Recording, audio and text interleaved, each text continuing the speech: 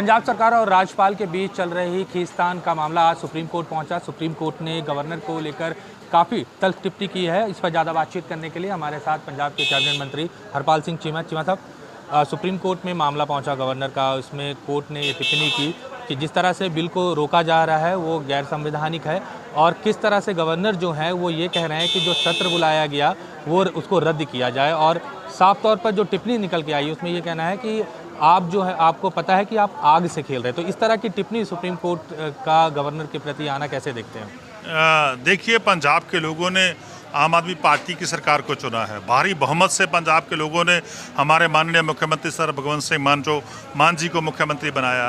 और बिल्कुल हम जो सेशन करते हैं, पंजाब में कोई भी बिल लाते हैं, कोई भी कानून बनाते हैं, वो संविधान के मुताबिक लेके आते हैं।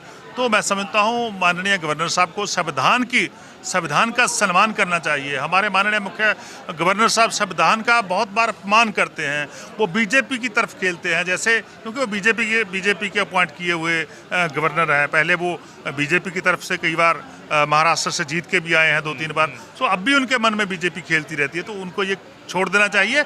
उनको संविधान के मुताबिक संविधान की गरिमा है उसको बना के रखना चाहिए। जो संविधान के इंटेंशन है उसको लागू करना चाहिए।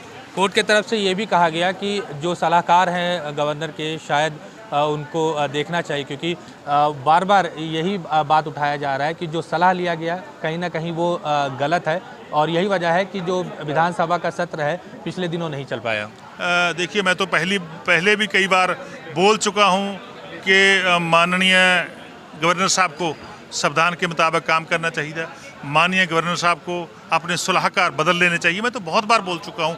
आज सुप्रीम कोर्ट ने वही बोला है, तो मैं समझता हूँ आने वाले समय में अपने सलाहकार बदलेंगे और संविधान के मुताबिक काम करेंगे। क्या लगता है कि इस तरह से सुप्रीम कोर्ट की टिप्पणी के आने के बाद अगला जो सत्र होगा वो सही तरीके से चलेगा, और जो बिल पेंडिंग है, खासकर 2-3 महत्वपूर्ण बिल हैं जो अभी भी गवर्नर रखे हुए, वो जल्द ही साइन होकर आएगा? बिल्कुल, मैं समझता हूँ आने वाले समय में जितने बिल पेंडिंग पड़े हैं वो पास होंगे, और जो गवर्नर साहब के पास हैं वो भी पास होंगे, और पंजाब में जो हम कानून लागू करना चाहते हैं वो लागू होंगे। सर, पराली को लेकर भी सुप्रीम कोर्ट ने कई सवाल खड़े किए हैं, खासकर पंजाब को लेकर, जिसमें उन्होंने कहा है कि किसानों से बातचीत कीजिए, FIR जो है वो मसला नहीं है, अगर ज़रूरत पड़े तो उनकी सब्सिडी खत्म कर दीजिए। देखिए, मैं समझता हूँ पहले पंजाब सरकार बहुत सारी मदद जो है वो हम किसानों की लगातार कर रहे हैं, पर केंद्र सरकार ने कोई भी मदद ना पंजाब के किसान की है, ना किसी और अन्य राज्य की है। सो केंद्र सरकार को मैं समझता हूँ हमारी मदद करनी चाहिए, स्टेट की मदद करनी चाहिए।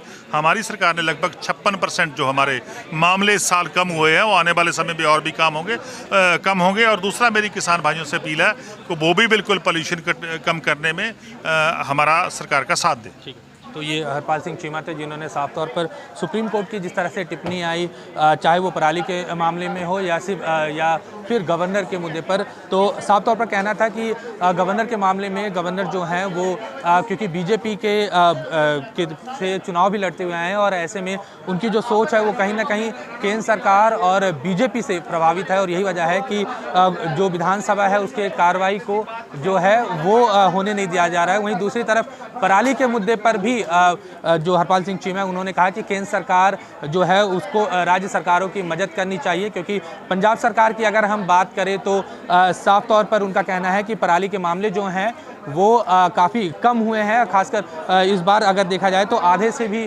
कम पराली जलाने के जो मामले हैं वो पंजाब में हुए हैं, और आने वाले दिनों में जो है ये मामले पराली के जो हैं वो और कम होंगे। चंडीगढ़ से कैमरा पर्सन इंद्रजीत के साथ अमित पांडे, न्यूज़ 24।